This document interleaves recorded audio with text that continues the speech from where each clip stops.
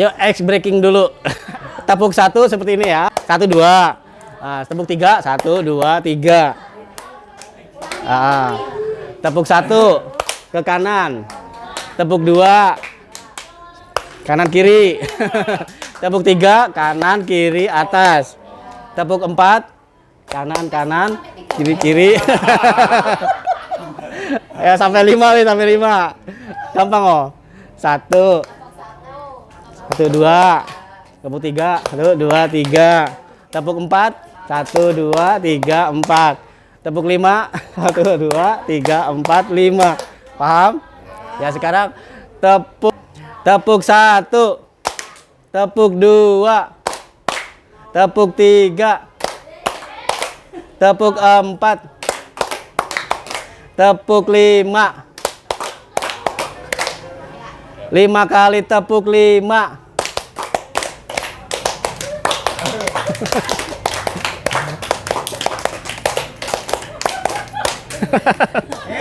Berapa? Ada nadanya nggak sih? Jeng, jeng, jeng, jeng, jeng, jeng. Ya itu untuk apa ya? Melancarkan peredaran darah. Tepok-tepok. Untuk pelajaran juga. Iya. Bisa dipakai, Bu. Kalau perlu diterapkan di kelas itu ya, sebelum memulai. Oke, Tepuk konsentrasi banyak. Makanya dengan berpramuka ya. Assalamualaikum warahmatullahi wabarakatuh. Innal hamdalillah nahmaduhu wa nusolli ala rasulil karim. Puji syukur hadirat Allah, Tuhan yang Maha Kuasa, atas berkah dan karunia-Nya kita dapat berkumpul di ruangan ini dalam keadaan sehat dan berbahagia. Bapak, Ibu, rekan guru yang saya hormati, terima kasih atas partisipasinya untuk mencurahkan tenaga, pikiran, hati, dan perasaan demi terciptanya pendidikan Indonesia lebih maju. Pada kesempatan kali ini adalah tugas dari program pendidikan guru penggerak, yaitu diseminasi pemaparan tentang budaya positif di sekolah. Nah, di sini daftar isinya yaitu disiplin positif dan motivasi, kemudian 5 kebutuhan dasar manusia, lalu 5 posisi kontrol guru, kemudian keyakinan kelas, dan yang terakhir segitiga restitusi. Pada bab ini, disiplin positif, kita memaknai bahwa disiplin positif sebagai sesuatu yang dilakukan seseorang pada orang lain untuk mendapatkan keputusan, kepatuhan, dan memiliki kecenderungan ketidaknyamanan serta saling dihubungkan dengan tata tertib yang berkaitan dengan sanksi atau hukuman bagi yang melanggarnya. Ki Hajar Dewantara menyatakan bahwa untuk mewujudkan murid yang merdeka, murid harus memiliki disiplin yang kuat yang berasal dari dirinya ataupun berasal dari luar diri, yang dinyatakan dalam bukunya berjudul Pemikiran, Korupsi, dan Keteladanan. Bunyinya, ada kemerdekaan, disitulah harus ada disiplin yang kuat. Sungguh pun disiplin itu bersifat self disiplin, yaitu kita sendiri yang mewajibkan kita dengan sekeras-kerasnya, tetapi itu sama saja, sebab jikalau kita tidak cakap melakukan self disiplin, wajiblah penguasa lain mendisiplinkan diri kita, dan peraturan demikian harus ada di dalam suasana yang merdeka. Definisi kata merdeka, Ki Hajar Dewantara menuliskan di dalam bukunya, ini dalam bahasa Jawa, itu artinya tidak hanya terlepas dari perintah, akan tetapi juga cakap buat pemerintah diri sendiri. Kita dapat menyimpulkan bahwa murid yang memiliki disiplin akan memiliki motivasi internal yang tinggi dalam menguasai diri untuk melakukan tindakan yang sesuai dengan nilai kebajikan universal. Sebagai pendidik, tugasnya adalah membimbing siswa untuk memiliki disiplin diri yang berasal dari dirinya sendiri. Siswa dalam melakukan disiplin positif tidak terlepas dari motivasi yang ingin dicapai oleh siswa itu. Kemudian untuk motivasi perilaku manusia ini menurut Dean Goosen itu membagi menjadi 3 motivasi perilaku manusia, yaitu untuk menghindari ketidaknyamanan atau hukuman, kemudian untuk mendapatkan imbalan atau penghargaan dari orang lain, kemudian untuk menjadi orang yang mereka inginkan dan menghargai diri sendiri dengan nilai-nilai yang mereka percaya. Dari ketiga motivasi perilaku manusia dalam mewujudkan disiplin positif yang harus ditanamkan dalam murid adalah motivasi yang nomor 3, karena dengan memiliki motivasi tersebut mereka telah memiliki motivasi intrinsik yang berdampak jangka panjang, motivasi yang tidak akan terpengaruh pada adanya hukuman atau hadiah. Mereka akan tetap berperilaku baik dan berlandaskan nilai-nilai kebajikan karena mereka ingin menjadi orang yang menjunjung tinggi nilai-nilai yang mereka hargai. Kemudian di sini 5 dasar kebutuhan manusia. 5 dasar kebutuhan manusia yaitu kebutuhan untuk bertahan hidup atau disebut survival, cinta dan kasih sayang, love and belonging, kebebasan, freedom, kesenangan, fun, dan kekuasaan. Di sini untuk bertahan hidup, hal yang bersifat fisiologis seperti kesehatan, rumah, dan makan. Komponen psikologisnya adalah merasa aman. Dalam pemenuhannya kadang manusia bisa atau terpaksa melakukan hal mungkin bertentangan dengan nilai keyakinan yang dianutnya. Untuk cinta dan kasih sayang, love and belonging, disebut kebutuhan psikologis yang meliputi kebutuhan akan koneksi sosial, memberi dan menerima kasih sayang, dan merasa menjadi bagian atau tergabung dengan sebuah kelompok. Orang atau anak yang memiliki kebutuhan dasar kasih sayang ini biasanya ingin bisa diterima oleh lingkungan sekitarnya, baik orang tua, teman, guru, dan lingkungannya secara umum. Untuk kebutuhan dasar yang nomor 3 ya ini kebebasan. Hal ini dibutuhkan adalah kemandirian, memiliki pilihan untuk mengatur hidupnya. Untuk anak-anak biasanya ingin banyak bergerak, mengetahui hal baru, dan tidak ingin dipengaruhi orang lain. Selanjutnya adalah kebutuhan akan kebebasan yang berkaitan dengan seseorang yang memilih bergerak, mencoba hal baru, dan eksplorasi. Kemudian kebutuhan dasar yang lain, kekuasaan dan penguasaan, kebutuhan pengakuan atau kemampuan. Ini adalah power ya, kekuatan. Ketika seseorang ingin didengar, diakui, dianggap berprestasi, memimpin, menjadi konten, maka sesungguhnya orang tersebut memiliki kebutuhan akan kekuasaan dan penguasaan. Kebutuhan yang nomor 5 yakni kebutuhan akan kesenangan atau fun. Setiap orang memiliki kebutuhan untuk merasa senang sehingga berupaya untuk mencari kesenangan. Merasa senang ditandai dengan perasaan gembira, antusias, tertawa, gembira seperti tadi. Biasanya kebutuhan ini berkaitan dengan kesediaan akan tantangan, gurauan, atau pembelajaran yang bermakna. Kebutuhan akan rasa senang, gembira, humor ini dapat dipenuhi dengan gurauan, tantangan yang bermakna, bermain sambil belajar. Ketika kita menemukan perilaku anak yang tidak sesuai aturan, ada baiknya kita mencari tahu kebutuhan dasar apa yang dibutuhkan. Misalnya ketika anak sering mengejek, kita tanyakan, pertanyaannya kira-kira apa maksudnya, kenapa seperti itu?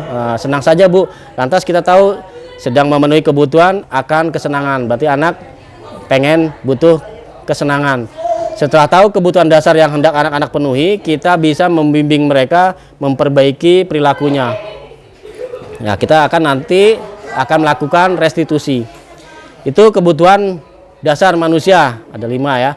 Untuk ruang lebih luasnya nanti kita sama-sama untuk mengupayakan melalui berbagai media, kita bisa belajar dari media-media sosial untuk menambah keilmuan kita agar bagaimana kita ketika menghadapi anak kita tahu cara menanganinya. Kemudian posisi kontrol guru. Ini posisi kontrol guru dalam mewujudkan budaya positif di sekolah. Ini adalah salah satu materi di program Guru Penggerak, ya ini agar bagaimana kita ini bisa menempatkan posisi kita yang diharapkan. Di sini ada posisi penghukum, ada posisi pembuat rasa bersalah, ada juga posisi teman, ada posisi pemantau, ada posisi manajer. Untuk posisi penghukum, seperti yang kita lihat, di sini biasanya langsung menyalahkan murid yang kedapatan melanggar kesepakatan atau keyakinan. Nah, kita bisa tahu dalam posisi ini kita bicaranya dengan nada keras biasanya, menunjuk-nunjuk, berkecak pinggang, membentak, melihat secara emosional. Hukuman fisik maupun verbal akan diberikan kepada murid, biasanya seperti itu. Kemudian untuk posisi pembuat rasa bersalah, nah, ini biasanya guru bicara dengan nada cenderung lembut, tenang, namun kata-katanya menyalahkan murid. Nah, ini guru akan mengatakan pernyataan bahwa guru menderita akibat perbuatannya. Akibatnya murid akan merasa bersalah, rendah diri, dan menarik dari lingkungan pergaulannya. Posisi teman, guru akan bersuara dengan ramah, cenderung bersenda gurau, dan menghangatkan suasana. Tercipta hubungan yang akrab namun menyebabkan murid tergantung pada satu orang, ketergantungan. Nah, tidak mandiri, tidak bisa berpikir untuk dirinya sendiri. Untuk posisi 4, ya ini posisi pemantau. Guru bersuara datar, tidak emosional, tidak bersenda gurau, serta mengarahkan murid pada peraturan dan konsekuensi. Guru harus selalu memantau saat murid diberikan sanksi. Akibatnya murid mematuhi peraturan karena menghindari konsekuensi dan ingin mendapatkan reward atau penghargaan saja, bukan karena kesadaran diri. Untuk posisi yang kelima, posisi manajer, ini adalah posisi yang paling ideal. Guru bersuara netral, tidak bernada tinggi, tidak emosional, dan juga tidak terlalu ramah. Tidak terlalu ramah, maksudnya menjaga wibawa. Guru dengan tulus mengajukan pertanyaan-pertanyaan bermakna yang akan membuka pikiran murid. Guru membimbing murid untuk memecahkan masalahnya sendiri. Akibatnya murid menjadi mandiri, bertanggung jawab, dan dapat memecahkan masalahnya sendiri.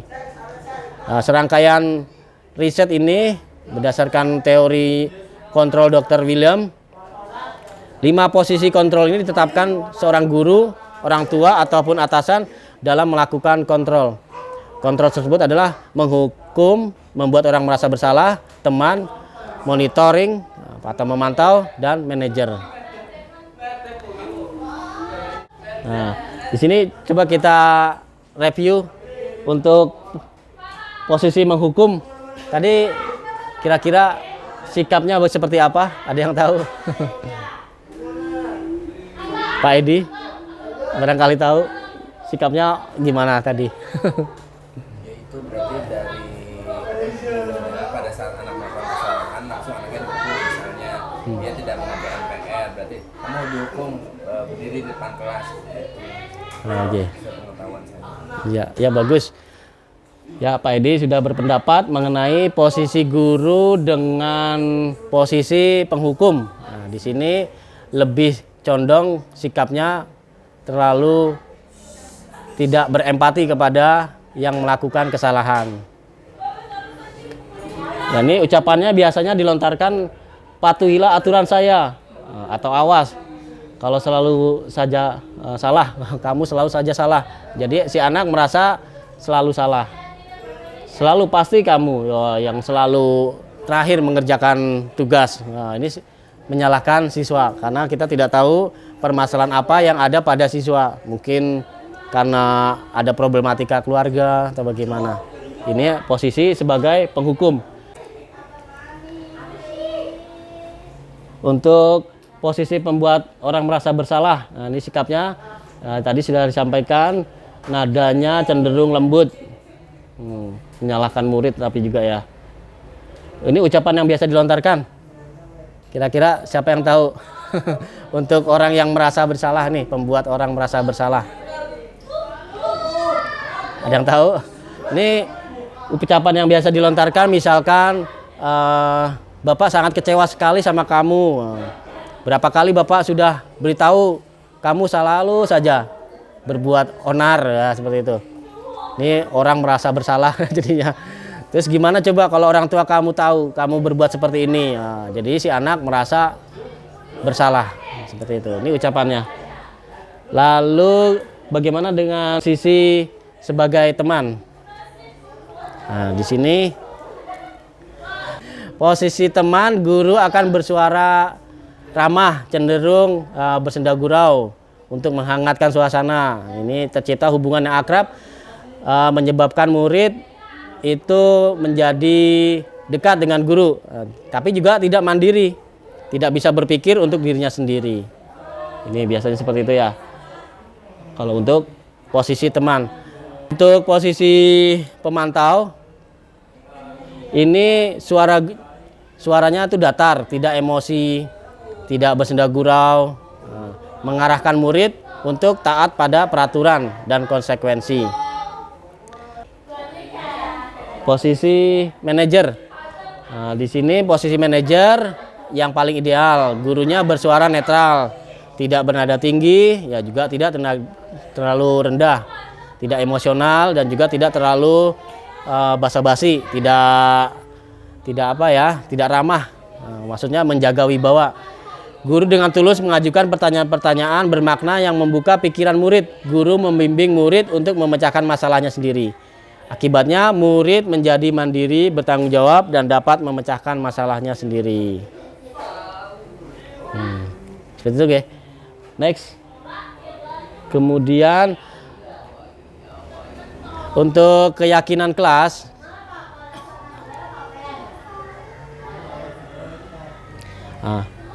di sini keyakinan kelas dibentuk untuk menertibkan siswa di kelas.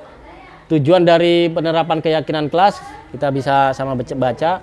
Di sini mewujudkan merdeka belajar pada anak, kemudian mewujudkan disiplin positif kepada anak, membentuk karakter yang positif pada anak, dan menumbuhkan adanya semangat belajar kepada anak. Nah, keyakinan kelas dibentuk untuk menertibkan siswa di kelas. Menertibkan di sini bukan dalam arti pemaksaan, namun lebih kepada tanggung jawab dari setiap siswa. Keyakinan kelas dibentuk secara bersama-sama. Maka dari itu sudah menjadi tanggung jawab para siswa untuk mentaati tanpa ada paksaan. Fungsi dari keyakinan kelas juga sebagai pengendali diri. Nah, contoh keyakinan kelas ini disiplin, mandiri, bertanggung jawab, menjaga kebersihan. Nah, disiplin ini dapat dikemukakan murid yang menginginkan adanya disiplin waktu atau ketepatan waktu, tidak terlambat untuk datang, disiplin dalam berseragam, serta disiplin dalam melaksanakan suatu tugas atau keyakinan kelas. Saling menghormati, menyayangi. Anak juga menginginkan untuk dapat menjaga kerukunan, menghormati guru, saling menyayangi antar teman, juga menyayangi semua guru, bekerja sama terhadap teman, saling menghargai, membiasakan untuk sapa, senyum, salam, sopan dan santun. Untuk mandiri, anak-anak menyepakati untuk dapat membiasakan sikap yang mandiri, contohnya tidak ditunggu oleh orang tuanya di sekolah atau di kelas, mampu untuk makan sendiri serta melaksanakan kegiatan-kegiatan lainnya secara mandiri. Kemudian tanggung jawab, anak-anak menyepakati untuk dapat membiasakan sikap yang tanggung jawab, diantaranya yakni merapikan mainan, alat-alat belajar, serta barang lainnya sesudah digunakan. Anak-anak juga menyepakati untuk dapat bertanggung jawab dalam melaksanakan segala kegiatan belajarnya. Kemudian menjaga kebersihan. Ini anak menyepakati untuk dapat saling menjaga kebersihan diri di kelas serta lingkungannya supaya tercipta suasana yang nyaman dan lingkungan yang sehat. Nah, di sini cara membuat keyakinan kelas. Yang pertama yakni siswa menulis keyakinan yang mereka inginkan. Nah, di sini guru bisa mengajak siswanya untuk menuliskan keyakinan ataupun pertanyaan universal yang mereka inginkan selama masa proses pembelajaran dalam 1 semester ke depan. Bisa juga dalam waktu 1 tahun, 1 ajaran bersama guru kelasnya. Hal ini penting untuk dapat menampung keinginan siswa supaya lebih semangat lagi dalam belajar. Kemudian Guru dan siswa mengulas keyakinan yang telah ditulis. Sesudah keinginan dari siswa tertampung, proses untuk merumuskan keyakinan kelas bisa dilanjutkan dengan cara mengulas keyakinan kelas. Lalu, guru dan siswa memilih keyakinan kelas yang penting. Tahap selanjutnya yakni memilah-milah keyakinan kelas yang dirasakan penting. Jika terdapat pernyataan yang sejenis, dapat diambil salah satu yang lebih universal. Lalu mengubah keyakinan kelas menjadi kalimat positif. Nah, kemudian proses untuk merumuskan keyakinan kelas dalam lanjutan ke tahap untuk mengubah keyakinan kelas ini sudah ada demi menjadi kalimat positif. Kelima, mengecek dan menyepakati keyakinan kelas. Di tahap terakhir ya, ini mengecek keyakinan kelas yang telah disepakati. Kemudian ada penandatanganan bersama-sama untuk supaya tidak ada keyakinan kelas yang rancu dan semua pihak di kelas, siswa serta guru bisa memegang tanggung jawab dan keyakinan kelas dengan baik. Segitiga restitusi di sini tujuannya yakni mengubah identitas anak yang bersalah dari orang gagal menjadi orang yang sukses. Nah, di sini tahapan segitiga restitusi, jadi proses menciptakan kondisi bagi murid untuk memperbaiki kesalahan mereka sehingga mereka bisa kembali pada kelompok mereka dengan karakter yang lebih kuat. Next. Nah, dari tahapan ini yang pertama yakni menstabilkan identitas. Maksudnya hal terbaik apa yang sebenarnya bisa dilakukan oleh murid dalam berperilaku baik dengan teman sebaya maupun dengan orang dewasa. Hal ini adalah guru. Kemudian tahap kedua melakukan validasi tindakan. Di sini murid belajar untuk menemukan alasannya, melakukan sebuah perilaku yang kurang sesuai dengan harapan. Tujuannya apa yang diinginkan dirinya ketika melakukan perilaku tersebut. Yang ketiga, menanyakan keyakinan, yaitu apa yang dia yakini dan disepakati sebagai bagian dari komunitas di sekolah umumnya dan di kelas khususnya. Seperti itu. Next, menstabilkan identitas, sikap dan tutur katanya. Nah, di sini sikapnya. Menurut kamu, perbuatan yang kamu lakukan tadi pagi itu benar apa salah? Nah, ini menstabilkan identitas. Kita beramah tamah dengan siswa yang melakukan kesalahan. Kemudian setiap orang pasti akan pernah melakukan kesalahan. Tidak ada di dunia ini orang yang sempurna. Next. Validasi tindakan. Nah, sikapnya dan tutur katanya kira-kira seperti ini. Kamu pasti punya alasan mengapa melakukan itu. Sekarang ceritakanlah kepada Bapak apa alasanmu melakukan itu. Next. Kemudian menanyakan keyakinan. Sikapnya atau tutur kata. Kita sudah membuat keyakinan kelas. Keyakinan kelas apa saja yang telah kamu sepakati. Ya, kita sepakati. Apakah kamu meyakini keyakinan kelas kita? Jika kamu meyakininya, apakah kamu bersedia memperbaikinya? Jika kamu memperbaikinya, berarti hal itu menunjukkan seperti apa kamu yang sebenarnya. Apa rencanamu untuk memperbaiki hal itu? Bagaimana perasaanmu setelah melakukan restitusi? Nah, di sini kata kamu kita bisa ganti dengan nama si anak yang melakukan kesalahan agar lebih akrab lagi. Terima kasih, demikian presentasi yang bisa saya sampaikan. Sekiranya ada pertanyaan dari Bapak Ibu, kami persilahkan. Assalamualaikum warahmatullahi wabarakatuh. Waalaikumsalam warahmatullahi wabarakatuh. Maaf Pak Eko, saya mau menanyakan. Tadi kan sudah ada tujuan dibentuknya keyakinan kelas ya Pak Eko. Kemudian ada cara membuatnya. Kemudian yang akan saya tanyakan adalah tolak ukur keberhasilannya itu apa Pak Eko? Yang menjadi Terima kasih. Ya, terima kasih. Menjadi tolak ukur ya keberhasilan keyakinan kelas di sini agar terciptanya merdeka belajar bagi siswa, bebas dalam mengemukakan pendapat demi keyakinan yang mereka sepakati bersama. Di sini anak didik, siswa dapat menjalankan kesepakatan kelas tanpa adanya tekanan. Kemudian terjalinnya komunikasi yang aktif antara guru dengan siswa di kelas dengan suasana yang lebih ramah dengan nyaman di sekolah. Demikian sekiranya untuk pertanyaan dari Bu Intan mengenai yang menjadi tolak ukur keberhasilan keyakinan kelas. Demikian Bu Intan, bisa diterima. Ya, terima kasih. Ada lagi pertanyaan? Iya.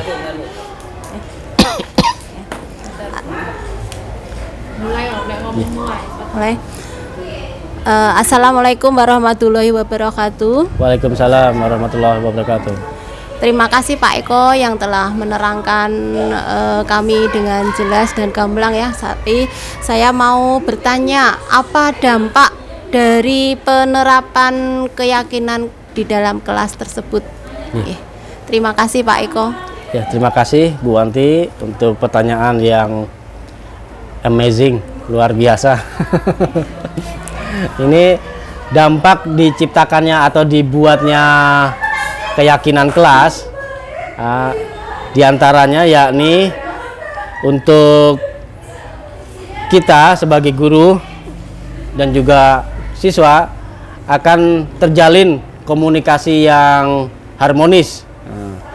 Hal ini dapat menjadi pengalaman baru bagi siswa, khususnya ya di sekolah luar biasa, saling mengenal antara guru dengan siswa, siswa dengan siswa, seperti ini. Apa yang telah disampaikan, yang diutarakan siswa, keinginan apa-apa saja yang diinginkan oleh siswa ditulis, kemudian menjadi suatu kesepakatan bersama. Terlihat adanya motivasi belajar siswa ini meningkat.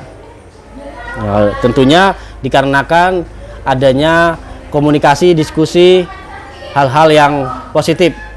Membangun budaya yang positif ini butuh suatu perjuangan, kesempatan. Kalau tidak ada kesempatan tentu akan sulit untuk mengadakan budaya positif seperti ini. Karena pembelajaran ini berpihak kepada murid. Tercipta adanya keyakinan kelas yang sudah disepakati bersama dengan secara sadar tanpa adanya paksaan. Siswa dapat mengenali konsekuensi, bukanlah suatu hukuman, namun akibat dari adanya tindakan yang dilakukan itu adalah suatu pelanggaran keyakinan kelas bersama, dan guru mengajak siswa untuk mencari solusi secara bersama-sama serta mengembalikan ke dalam nilai-nilai yang telah mereka yakini sebelumnya. Suasana belajar terasa menyenangkan, nyaman, sebab setiap siswa memperoleh kesempatan yang sama untuk mengemukakan pendapat di sini. Demikian kira-kira bisa ditanggapi. Terima kasih. Ya, terima kasih Pak Eko. Terima kasih. Demikian. Masih ada lagi yang ingin ditanyakan? Bismillahirrahmanirrahim. Pak Eko, ada satu pertanyaan. Dalam budaya positif kan tadi meliputi ada pembentukan disiplin positif, keyakinan kelas, dan segitiga restitusi, di mana posisi kontrol yang paling baik adalah sebagai seorang manajer. Bila ada sebuah kasus di sekolah, anak misalnya terlambat atau mencontek atau apa, itu apa yang harus dilakukan guru sebagai posisi kontrol dalam manajer agar anak dapat tercipta budaya positif baik di dalam kelas maupun di sekolah sebagai peserta didik. Terima kasih. Ya. Terima kasih Pak Edi untuk pertanyaannya berkenaan dengan posisi kontrol guru untuk mewujudkan budaya positif di sekolah. Posisi manajer adalah di sini posisi yang ideal sebagai guru dalam menerapkan segitiga restitusi dalam suatu permasalahan.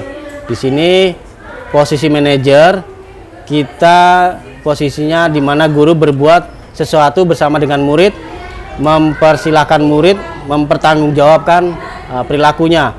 mendukung murid agar dapat menemukan solusi atas permasalahannya sendiri. Seorang manajer telah memiliki keterampilan di mana posisi teman maupun pemantau, dan karena sebagai manajer tentu yang memiliki kebijaksanaan kebijakan gitu. Di sini kita perlu mengacu kepada restitusi yang dapat menjadikan murid kita menjadi dirinya. Murid diajak untuk menganalisis kebutuhan dirinya maupun kebutuhan orang lain.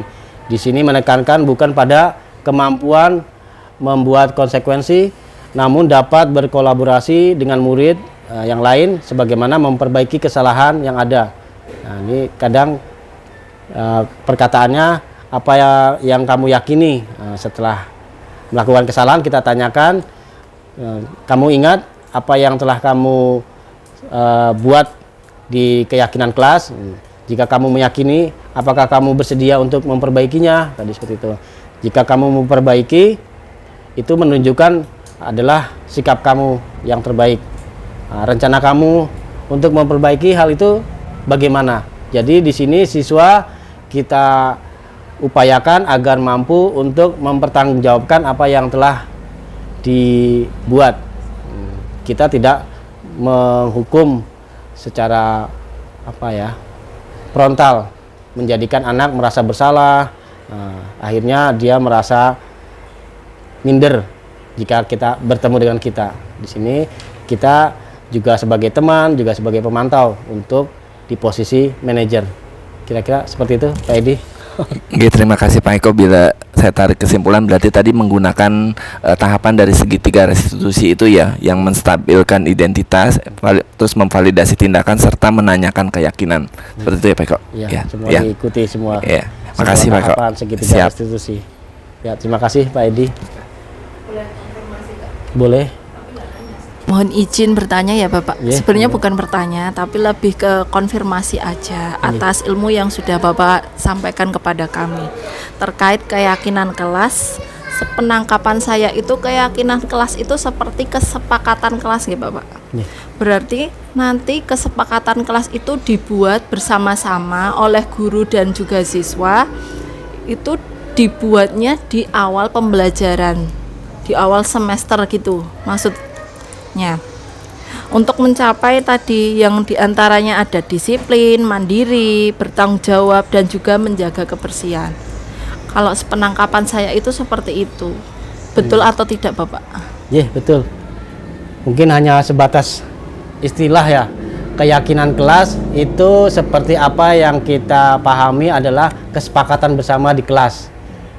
Itu lebih kepada lingkupnya di dalam kelas, karena kita guru adalah sebagai manajer kelas, kita membuat suatu kesepakatan bersama dengan siswa yang memberikan arahan, juga memberikan masukan, keinginan-keinginan apa yang ingin dicapai, ingin dibuat, akhirnya disepakati, ditandatangani bersama untuk dipatuhi, peraturan untuk dipatuhi ya, kesepakatan atau keyakinan kelas. Mungkin ada yang bisa menambahi perbedaan antara keyakinan dengan kesepakatan? Saya mau menambahkan terkait dengan pertanyaan atau yang ditanyakan oleh Bu Amira. Tadi kesepakatan memang disusun dan dikembangkan bersama-sama antara guru dan murid di awal pembelajaran. Sedangkan dari kesepakatan kelas itu kan ada nilai-nilai positif. Nah itu akan berujungnya pada keyakinan kelas. Jadi dari kesepakatan yang dibuat, nanti ujungnya ada nilai positif menuju keyakinan kelas. Contohnya, misalnya kita menginginkan untuk tepat waktu. Kayak kita membuat kesepakatan kita pengen menginginkan tepat waktu. Nah nanti di keyakinan kelas itu adalah misalnya belajar masuk kelas tepat waktu. Jadi itu nanti di nilai-nilai positif dari yang kita sepakati itu diwakilkan dalam keyakinan kelas seperti itu. Jadi lebih ke nilai-nilai positifnya. Kalau kesepakatan aturan-aturannya yang disepakati. Nah kalau keyakinan kelas itu nilai dari kesepakatan kelasnya itu apa gitu, seperti itu. kasih. Terima kasih Pak Edi telah memberikan tambahan antara keyakinan kelas dengan kesepakatan kelas. Yang pada intinya kalau kita dulu tahunya kesepakatan kelas itu kalimatnya masih menggunakan kalimat dilarang, seperti jangan. Nah, di sini kita belajar untuk menggunakan kalimat-kalimat positif. Kalau misalkan tadi kesepakatan kelas dilarang menginjak tanaman, dilarang merokok misalnya seperti itu. Tapi di dalam keyakinan kelas nanti kalimatnya diubah menjadi kalimat positif. Rusak tanaman. Iya. Iya. Rawatlah tanaman. Seperti Jangan itu. buang sampah sembarangan. Jangan buang sampah sembarangan, buanglah sampah di tempatnya. Kalimat-kalimatnya diubah. Jangannya nggak usah. Tidak ada kata tidak boleh. Iya, berusaha meminimalisir kata-kata ancaman atau jangan atau kalimat negatif. Kira-kira seperti itu, Bu. Terima kasih Pak Eko. Ya, sama-sama. Ada lagi Bapak Ibu? Sampun ya.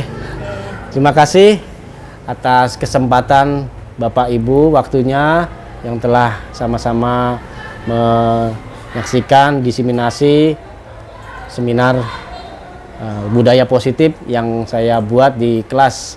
Insya Allah kita niatkan untuk sama-sama menerapkan budaya positif di lingkungan sekolah kita. Demikian, bila ada kekurangan dari saya, mohon maaf dan saya ucapkan terima kasih atas perhatiannya. Billahi taufiq wal hidayah. Wassalamualaikum warahmatullahi wabarakatuh. Waalaikumsalam warahmatullahi wabarakatuh.